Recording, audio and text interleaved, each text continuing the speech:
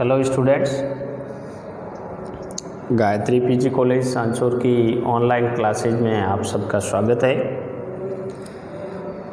आज BA first year की class में भारत का भूगर्भिक जो संरचना है उसके बारे में अपन चर्चा करेंगे। मित्रों, विगत क्लास में भी भारत की जो भूगर्भिक संरचना है उसके बारे में अध्ययन किया था। भारत की जो भूगर्भिक संरचना है, भौगोलिक विकास है, वो अलग अलग कालखंडों में इनकी संरचना एवं विकास हुआ है। अलग अलग प्रकार की संरचना के हिसाब से चट्टानें पाई जाती है और इन चट्टानों का महत्व है वो अन्य आर्थिक दृष्टि से, भौगोलिक दृष्टि से भी है। इसके अलावा भारत में जो भूगर्भिक संरचनाओं में ज़्यादातर जो विकास हुआ है वो पैलियोजोइक महाकल्प के अंदर, इसके अलावा प्री पैलियोजोइक जो महाकल्प है आद्य कल्प के अंतर्गत धारवाड़ क्रम की चट्टानें, आर्कियन की चट्टानें, विंध्यन क्रम की चट्टानें, इनका विकास हुआ है। अब जो पैलियोजोइक महाकल्प है, देखो पैलियोजोइक महाकल्प के अंतर्गत कार्बोनिफेरस और पर्मिनियन काल में, कार्बोनिफेरस और पर्मिनियन काल में, कैम्ब्रियन से लेकर डिवोनियन काल तक ये मामला बिल्कुल शांत रहा। उसके बाद में कार्बोनिफेरस और पर्मियन काल के अंदर गोंडवाना संरचना का निर्माण हुआ। गोंडवाना संरचना का निर्माण हुआ। कार्बोनिफेरस और पर्मियन काल के अंदर धरातलीय दशाव और इसके अलावा अपरदन और चट्टानों के निक्षेपण के द्वारा, अवसादों के निक्षेपण के द्वारा जीवाश्म युक्त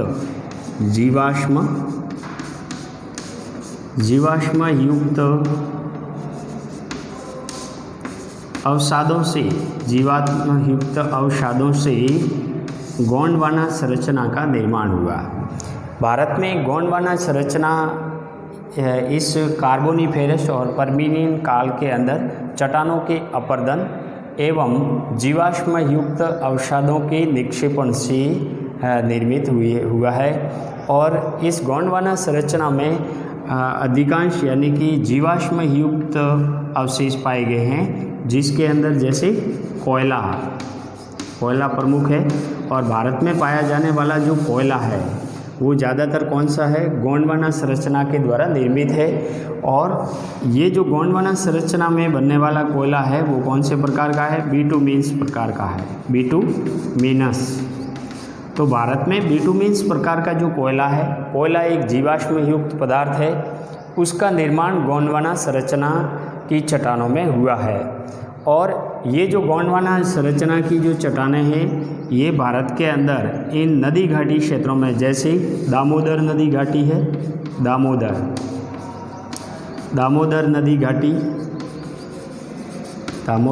नदी घाटी, महानदी घाटी, सोन नदी घाटी, तो गोदावरी नदी घाटी, तो दामोदर नदी घाटी, महानदी घाटी, सोन नदी घाटी, इन क्षेत्रों के अंदर जीवाश्म युक्त अवसादों के निक्षेपण से गोंडवाना संरचना की चट्टानों का निर्माण हुआ है। और जिसमें अधिकांश जीवाश्म युक्त पदार्थ पाए जाते हैं, जिसमें कोयला प्रमुख है। और कोयले में भारत में मिलने वाला जो बिटुमिनस प्रकार का कोयला है उसका निर्माण गोंडवाना संरचना के काल में हुआ है। तो ये जीवाश्म युक्त पदार्थ इसमें अधिक पाए जाते हैं और ख़ास करके कोयला और पेट्रोलियम पदार्थ है जो इस क्षेत्र के अंदर गोंडवाना संरचना के अंदर पाए जाते हैं। इसके अलावा भारत के अधिकांश जो प्रायद्वीपीय भाग है, ये प्रायद्वीपीय भाग भी गोंडवाना संरचना की चट्टानों से निर्मित है। अब इसके बाद के अंदर मेसोजोइक का काल आता है। तो मेसोजोइक का जो काल है, मध्यजीवी, जिसको क्या कहते हैं? मध्यजीवी। तो मध्यजीवी का जो काल है, मध्यजीवी महाकल्प है, इसके अंदर यानी कि 3 युग हुए हैं, जिसे क्रेटेशियस युग के अंदर, क्रेटेशियस, ट्रायसिक और जूरेसिक और क्रेटेशियस 3 युग हुए हैं। इसमें क्रेटेशियस युग के अंदर एक दरारी ज्वालामुखी का उद्गलन हुआ है। भारत के अंदर कहाँ पे? जहाँ पे ये महाराष्ट्र है, महाराष्ट्र के अंदर क्रिटेशियस युग में दरारी ज्वालामुखी का उद्गार हुआ। दरारी ज्वालामुखी का क्या हुआ? उद्गार हुआ। कब हुआ? क्रिटेशियस युग के अंदर हुआ। और दरारी ज्वालामुखी के उद्गार से यानी कि बेसाल्ट लावा, जो लावा है उसमें बेसाल्ट लावा का क्या हुआ? प्रवाह हुआ। और इस प्रवाह से दक्कन ट्रैप संरचना निर्मित हुई। तो भारत में दक्कन ट्रैप्स जो संरचना है ये क्रिटेशियस युग के अंदर महाराष्ट्र के इस महाक्षेत्र के अंदर एक दरारी ज्वालामुखी का उद्गार हुआ, या भारत का जो पूर्वी घाटीय क्षेत्र है इस पूर्वी घाट के क्षेत्र के अंदर दरारी ज्वालामुखी का उद्गार हुआ। दरारी ज्वालामुखी से निकलने वाला जो लावा है जिसको बिल्कुल लिक्विड यानी कि द्रवित लावा था, जिसे बेसाल्ट प्रवाह के नाम से जाना जाता है। इस बेसाल्ट प्रवाह का जो प्रवाह क्षेत्र है ये इधर प्रायद्वीपीय भारत के अधिकांश क्षेत्रों के अंदर फैलता गया और धीरे धीरे ठंडा होने के बाद में इस क्षेत्र के अंदर दक्कन ट्रैप संरचना का निर्माण हुआ। इस दक्कन ट्रैप संरचना के अंतर्गत क्या क्या शामिल है? जैसे तेलंगाना का पठार, तेलंगाना का पठार है, प्रायद्वीपीय पठार का क्षेत्र है वो अधिकांश दक्कन ट्रैप में शामिल है। दक्कन ट्रैप के अंतर्गत तेलंगाना का पठार, मैसूर का पठार, मैसूर का पठार जिसे कर्नाटक का पठार के नाम से भी जाना जाता है। तो इसके अंदर दक्कन ट्रैप में तेलंगाना, कर्नाटक का या मैसूर का पठार है। इसके अलावा आंध्र प्रदेश और तमिलनाडु का कुछ क्षेत्र है ये भी इसमें शामिल किया गया है। तो इसमें यानी कि जहाँ जहाँ पे बेसाल्ट प्रवाह क्षेत्र फैला वहाँ से दक्कन ट्रैप का निर्माण हुआ। और ज़्यादातर दक्कन ट्रैप का विस्तार कहाँ है? महाराष्ट्र में सर्वाधिक है। इसके अलावा यहाँ गुजरात में काठियावाड़ का पठार, काठियावाड़ का जो पठारी क्षेत्र है, काठियावाड़ का पठार भी दक्कन ट्रैप के अंतर्गत आता है। तो काठियावाड़ का पठार महाराष्ट्र के अंदर, ये दक्कन ट्रैप का क्षेत्र महाराष्ट्र का जो पठार है वो भी इसमें शामिल है। इसके अलावा तेलंगाना और मैसूर का जो पठार है वो भी इसके अंदर शामिल किया गया है दक्कन ट्रैप के अंतर्गत संरचना में। अब दक्कन ट्रैप संरचना के अंदर ज़्यादातर किसका प्रभाव हुआ? बेसाल्ट लावा प्रवाह का प्रभाव हुआ। क्यों हुआ? दरारी ज्वालामुखी के उद्गार के कारण हुआ। और इससे जब भी यानी कि दक्कन ट्रैप संरचना के अंदर कालांतर में अपक्षय और अपर्दन के द्वारा इस पर यानी कि ये धीरे जैसे जैसे ठंडा हुआ तो इसमें अपर्दन क्रिया आरंभ हुई। अपर्दन से जल के द्वारा, वायु के द्वारा अपर्दन के माध्यम से निक्षेपण प्रक्रिया शुरू हुई और इस निक्षेपण से एक मिट्टी का निर्माण हुआ जिसे काली मिट्टी के नाम से जाना जाता है। इस काली मिट्टी को रेगर मिट्टी या दक्कन ट्रैप मिट्टी के नाम से भी जाना जाता है। तो जहाँ जहाँ पे दक्कन ट्रैप संरचना का क्षेत्र है वहाँ पे काली मिट्टी का यानी विस्तार पाया जाता है। और ये काली मिट्टी गुजरात के काठियावाड़, महाराष्ट्र, मध्य प्रदेश के कुछ क्षेत्र, कर्नाटक और आंध्र प्रदेश, तेलंगाना इन क्षेत्रों के अंदर पाई जाती है जो कपास की कृषि के लिए सबसे बेहतर होती है। इसके अलावा नेक्स्ट काल के अंदर भारत में जो भूगर्भीय संरचना के तौर पर सेनोजोइक युग के अंदर, तो सेनोजोइक युग के अंदर दो काल आते हैं, टर्शियरी काल और चतुर्थ काल। अब देखो टर्शियरी काल के अंतर्गत भारत के अंदर टर्शियरी काल के अंतर्गत हिमालय पर्वत श्रृंखला का निर्माण हुआ। कौन सा? हिमालय पर्वत श्रृंखला का निर्माण हुआ। और इस हिमालय पर्वत श्रृंखला के अंतर्गत 2-3 काल के अंदर, टर्शियरी काल के अंदर 2-3 काल के अंदर इस संरचना का निर्माण हुआ जिसमें सबसे पहले वृहत हिमालय है। कौन सा? वृहत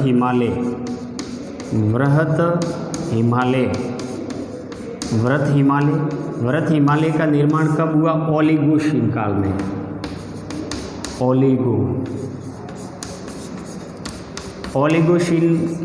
ओलिगोशीन काल के अंदर वृहत हिमालय का निर्माण हुआ। इसके बाद के अंदर ओलिगोशीन काल के अंदर एक अंततः एक संरचना का निर्माण हुआ। सबसे पहली जो संरचना आई उसका नाम है ITSZ। ITSZ का मतलब है कि इंटर सांगपो सच्चर जॉन। ITSZ जो ओलिगोशीन काल है, टर्शियरी काल है, इसके सबसे अंत में इस संरचना का निर्माण हुआ। ये जो यानी SZ संरचना है, ये वृहत हिमालय और अन्य जो हिमालय है जिसके अंतर्गत ट्रांस हिमालय आता है, trans Himalaya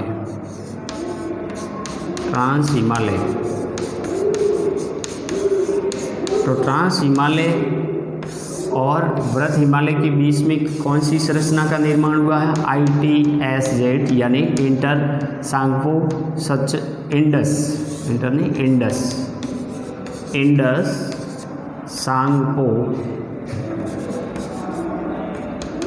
Tsangpo suture John. तो ट्रांस हिमालय और वृहत हिमालय के मध्य इंडस सांगपो सच्चर जॉन संरचना का निर्माण हुआ। इसके बाद में वृहत हिमालय ओलिगोशीन में हुआ। ओलिगोशीन के बाद में मध्य मायोशीन यानी मायोशीन काल में कौन से हिमालय का निर्माण हुआ? मध्य हिमालय। तो मध्य हिमालय का निर्माण कब हुआ? मायोशीन काल के अंदर। मायोशीन काल के अंदर हुआ और मायोशीन काल के अंत में एक संरचना बनी। उस संरचना का क्या नाम है? MCT यानी man centre thrust. Man centre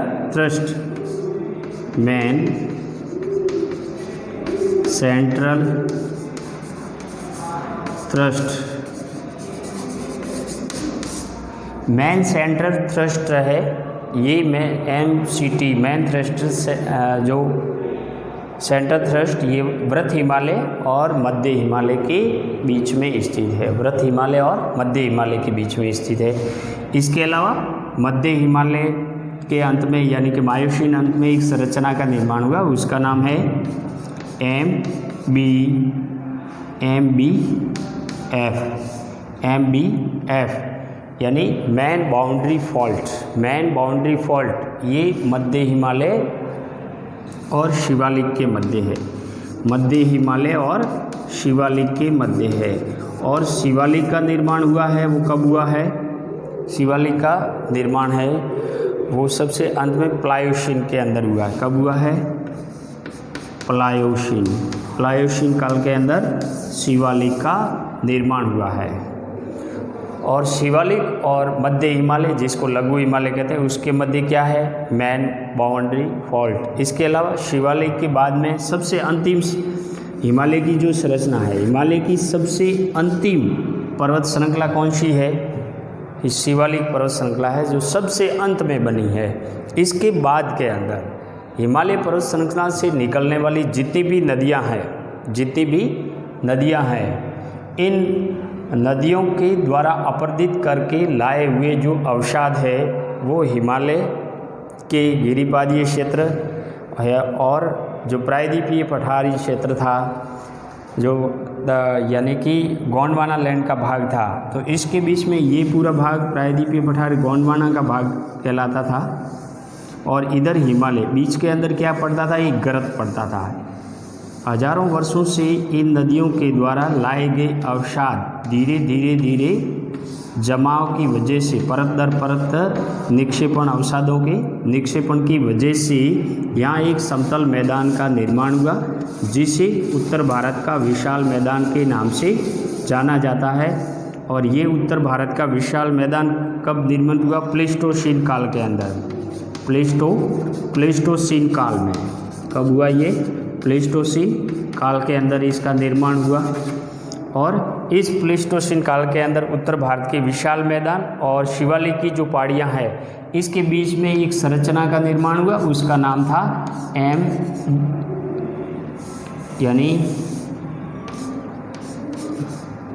MFF यानी मैन जो हिमालय फॉल्ट फ्रंट के नाम से संरचना का निर्माण हुआ, जो उत्तर भारत का विशाल मैदान और शिवालिक के मध्य स्थित है। तो इस प्रकार टर्शियरी काल के अंदर और चतुर्थ काल के अंदर ये इस घटना चक्र के अंदर भारत में भूगर्भिक संरचना का निर्माण हुआ है, जो आज की भारत की भूगर्भिक संरचना है वो दिखाई देती है। इसके अलावा मित्रों, यहाँ का जो राजस्थान का जो भाग है, ये देखो, ये पश्चिमी उत्तरी पश्चिमी जो भाग है पश्चिमी, ये आज क्या कहलाता है? थार का मरुस्थल कहलाता है। क्या है? थार का मरुस्थल। ऐसा माना जाता है कि मध्यजीवी काल के अंदर ये जो थार का मरुस्थल है, यहाँ पर समुद्र लहराता था और किसी भूगर्भिक संरचना के काल में ये भाग जैसे ही ऊपर उठ गया, बीच का जो पंजाब और ये का भाग है, ये जैसे ही ऊपर उठ गया तो ये धीरे धीरे जो समुद्र का पानी है वो दक्षिण पश्चिम के अंदर खिसकता हुआ कच्छ की रण की तरफ खिसक गया और पीछे जो महीन रेत थी वो कालांतर में हवाओं के द्वारा टीलों के रूप में बदल दी गई, जिसे आज यानी पश्चिमी मरुस्थलीय क्षेत्र के नाम से जाना जाता है या थार के मरुस्थल के नाम से जाना जाता है, जो राजस्थान के लगभग 61% भाग में विस्तृत है। तो इस प्रकार भारत में जो भूगर्भिक संरचना के विभिन्न कालों के अंदर भारत के विभिन्न भौगोलिक जो प्रदेश है उनका विकास है वो अलग अलग कालखंडों के अंदर हुआ है। इसके अलावा जब से उत्तर भारत का विशाल मैदान बना है तो इन नदियों के द्वारा निक्षेपण के पाटने के कारण एक समतल मैदान का निर्माण हुआ। इसके साथ साथ जो जलोढ़ मैदान है तो इन जलोढ़ मैदानों का निर्माण भी इसी कालखंड के दौरान हुआ है। अब भारत की जो भौतिक प्रदेश हैं, फिजियोग्राफी है, इंडियन फिजियोग्राफी को अपन नेक्स्ट जब भी क्लासें होगी उसके बारे में यानी कि अध्ययन करेंगे। फिजियोग्राफी के पार्ट कौन कौन से हैं और इसका एक एक यानी कि रीजनल जो क्षेत्र है, जो प्रदेश है, उसका अपन विस्तृत अध्ययन नेक्स्ट क्लास के अंदर करेंगे। तो अब इंडिया की जो इंट्रोडक्शन की क्लास थी, भारत का एक जनरल इंट्रोडक्शन, सामान्य परिचय, उसके बारे में अपन ने सीमाओं का स्थिति, विस्तार, अक्षांश और देशांतर का वर्गीकरण अध्ययन किया है। इसके अलावा इंडिया की जो जियोलॉजिकल स्ट्रक्चर है उसके बारे में अपन ने अध्ययन किया है कि कौन से प्रदेश का निर्माण किस काल के अंतर्गत हुआ है। अब देखो, इसमें सबसे एक अहम बात ये आती है कि जहाँ जहाँ पे प्लेटों का अभिसरण क्षेत्र पाया जाता है, अभिसरण का मतलब होता है कि दोनों प्लेटें यदि महाद्वीपीय है या महासागरीय आमने सामने गति करती है, तो उसमें जो भारी प्लेट होती है वो हल्की प्लेट के नीचे धंसती है और जिसकी वजह से उन क्षेत्रों के अंदर ज़्यादातर ज्वालामुखी और भूकंप क्षेत्र पाए जाते हैं। लेकिन हिमालय क्षेत्र के अंतर्गत भूकंप क्षेत्र तो पाए जाते हैं, या इसको यूँ कहें कि यहाँ भूकंप का जौन क्षेत्र तो है लेकिन ज्वालामुखी के क्षेत्र नहीं पाए जाते हैं। तो हिमालय क्षेत्र में ज्वालामुखी का उद्गार क्यों नहीं होता है, इसके पीछे मुख्य जो कारण है ये है कि एक तो हिमालय की जो गहराई है वो अधिक है, हिमालय की जो आंतरिक गहराई है वो अधिक है, इसीलिए लावा उसको तोड़ के बाहर नहीं आ सकता है। और दूसरा कारण है कि यहाँ की जो चट्टानें हैं वो भी कठोर है। इसके अलावा तीसरा कारण है कि इसमें जो प्लेटों का घर्षण है वो कम गति से होता है, इसीलिए इसका प्रभाव कम पड़ता है। तो ये थी भारत की भूगर्भीय संरचना। अब नेक्स्ट फिजियोग्राफी के अंतर्गत अपन अध्ययन नेक्स्ट क्लास में करेंगे।